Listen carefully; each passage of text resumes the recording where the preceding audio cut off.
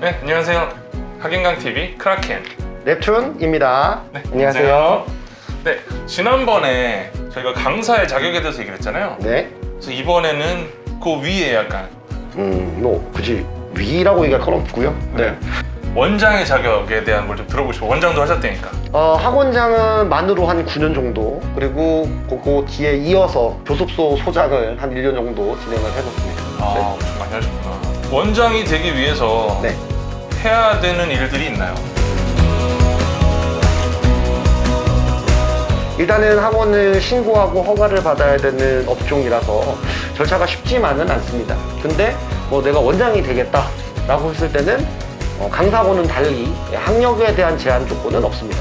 초등학교를 졸업을 했든 중학교를 졸업을 했든 본인이 강의를 하지 않으면, 신기하네요. 네, 강의를 하지 않는 원장님은 그냥 사장님인 거니까, 네, 뭐 지난번에도 말씀드렸듯이 학원에서 근무하는 모든 사람들은 다 성범죄 이력 조회는 해야 된다. 거기에 결격 사유가 없는 전제에서는 학력에 대한 제한은 존재하지 않습니다. 근데 저는 강의 안 하는 분을 본 적이 별로 없어가지고.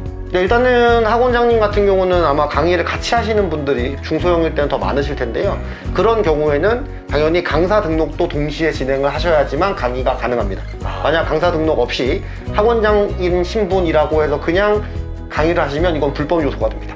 네. 그럼 어떻게 학원이 해지가 되나요? 아마 학원 정지 또는 말소가 될 겁니다. 보통. 거의 그렇게 가죠? 네. 일단 학원에 대한 뭔가 이렇게 징계가 내려오면 행정처분이라고 하는 시정명령 한번 떨어지고요. 네. 그 다음부터 무조건 정지부터 시작입니다. 네. 원장이 되려면 그러면 제가 볼 때는 이제 성범죄 이력 없고 돈만 있으면 되는 것 같은데, 그럼 대학생도 바로 자기가 원장할 수 있어요? 근데 학생 신분일 때는 원장이 불가능합니다. 학생이 안 돼요? 네네. 학생 신분은 원장으로서 운영이 불가능하기 때문에 만약 대학생이다. 근데 나는 원장이 되고 있다 그러면 얼른 자퇴서를 내야 됩니다. 자퇴요? 네네.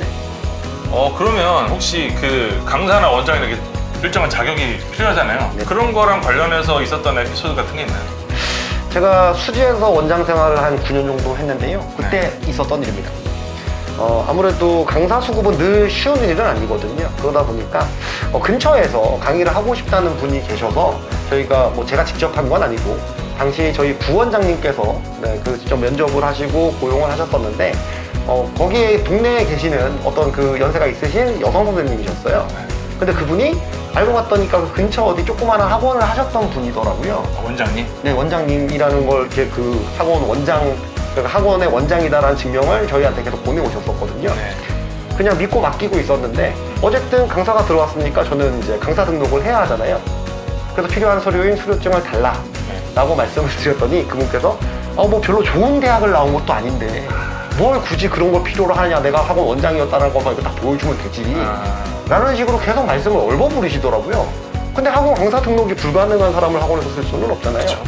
그래서 되게 어렵게 해고 조치를 했던 그런 사례가 있습니다. 그럼 그분은 원장님을 하면서도 강사의 자격은 없었는데도 강사를 해왔을 수도 있겠네요. 교육청에서 늘 그걸 감시 감독하는 건 아니기 그쵸. 때문에 아마 그랬을 가능성이 좀 크다라고 판단이 됩니다. 그럴 경우에는 혹시 누가 이렇게 고소를 하든지 해야만 알 수 있는 건가요? 제보를 하든지? 일단은 제보하거나 고발하게 되면 바로 교육청에서 불시에 검문이 나오게 되고요. 네. 그렇게 적발되는 사례가 있으나 네. 제가 2000년대 초반에는 강사들도 그냥 다 했다라고 말씀드린 것처럼 사실 그렇게 하셔도 걸리는 일은 그렇게 많지는 않습니다.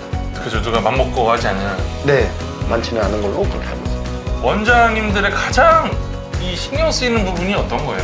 일단은 강사들의 근태 문제인 거죠. 수업을 할 때 이분이 제대로 강의를 하고 있는지, 엄마들하고 상호 소통을 제대로 하고 있는지, 이런 것들도 제일 중요하고요. 와중에는 사실 수강료 미납건도 되게 많거든요. 그렇기 때문에 사실은 어떤 일부 학원에서는 자기 그 학원에서 기대하는 수익의 약 5%에서 10%까지 채되는 이거는 원래 이제 결손되는 금액이다라고 상정하고 그 학원을 운영하시는 원장님들도 계시더라고요. 사실 그런 부분도 엄청 스트레스를 받을 수밖에 없는 그런 일이긴 합니다. 미납을 하다가 갑자기 사라지고 이런. 일단 저는 그런 경우는 없었는데, 저는 그런 경우는 없었는데 그 주변에 원장님들이 되게 신기해하시더라고요. 너 어떻게 그 100% 그 수강료가 수납이 가능하냐? 저는 당시에 어쨌든 학원 관리 매니징 프로그램 같은 경우도 사용을 했었기 때문이기도 한데 네, 뭐 수강료를 제가 혹시 어느 한 군데 아이들한테 미납을 그냥 용인해버리면 다른 친구들하고 어쨌든 형평성에서 좀 어긋난다라는 생각을 많이 했었거든요. 그렇죠. 네, 그래서 열심히 가서 받았습니다. 네, 만약 조금 어렵거나 이런 친구들이 있으면 뭐 90% 할인을 하거나 뭐 이런 제도를 운영을 한 건 있지만 좀 불순한 목적으로 그 수납을 어떻게 회피하시는 분들이 계시는 경우에는 저는 어쨌든 개인적으로는 열심히 쫓아다니면서 다 받았던 기억이 납니다.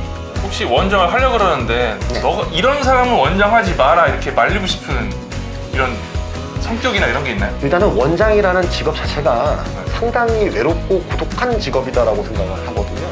네, 예를 들어 진짜 말 그대로 학원에 출근을 하면 학생들도 나하고 안 친하고 선생님들도 나하고 안 친한 그런 입장인 거죠. 그래서 혼자도 고민을 해야 되고 실제로는 알게 모르게 강사들하고 마찰을 또 충분하게 만들 수도 있고요. 네, 사실 뭐 뒤에서 원장님 칭찬하는 그런 강사들은 많지 않거든요. 네, 그렇기 때문에 혼자서 열심히 학원의 운영과 성공을 위해서 뭐 꿋꿋이 걸어가야 되는 직종이다. 만약 외로움을 정말 많이 타시는 분이다 라고 한다면 사실은 그렇게 추천하고 싶지가 않네요.